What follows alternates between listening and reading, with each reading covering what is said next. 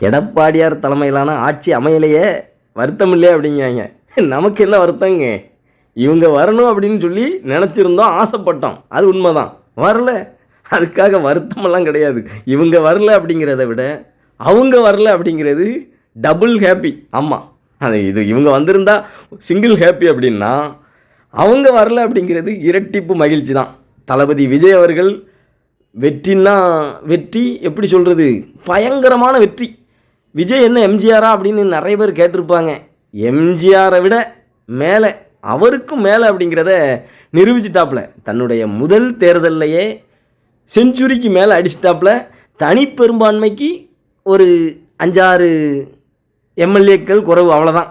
மற்றபடி என்ன என்ன தமிழில் வார்த்தை இல்லை அப்படின்னு தான் சொல்லணும் அவர் பெற்ற வெற்றிக்கு. இது அசாதாரண வெற்றி, ஒரு அற்புத வெற்றி, எப்படி சொல்கிறதுனே தெரியல. அந்த அளவுக்கு ஒரு ஹிமாலய வெற்றின்னு சொல்கிறதா அல்லது பயங்கரமான ஒரு தீ வெற்றி அப்படி.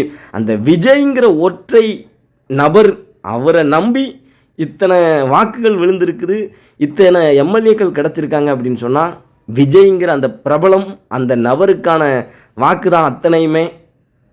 அதுக்கு உழைச்ச ஒவ்வொரு விஜயுடைய உயிர் ரசிகர்களுக்கும் வாழ்த்துக்கள். ஏன்னா விஜய் எந்த அளவுக்கு முக்கியமோ அந்த அளவுக்கு அந்த சின்னத்தையும் அவர் தேர்தலுக்கு வந்திருக்கிறாருங்கிற விஷயத்தையும் கிராமங்களில் ஒவ்வொரு வீடுக்கா, ஏன்னா விஜய் எல்லா தொகுதிகளுக்கும் பிரச்சாரம் செய்யலை, ஆனால் அந்த வேலையை விஜய் அவர்களுடைய ரசிகர்கள், உயிர் ரசிகர்கள் ரொம்ப சிறப்பாக செஞ்சுருக்கிறாங்க.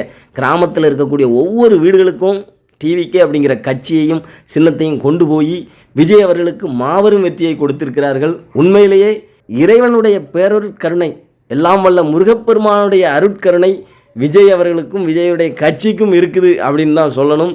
மாபெரும் வெற்றி. தமிழக வெற்றி கழகத்தின் ஒவ்வொரு தொண்டர்களுக்கும் ரசிகர்களுக்கும் விஜய் அவர்களுக்கும் வாழ்த்துக்கள், நன்றிகள்.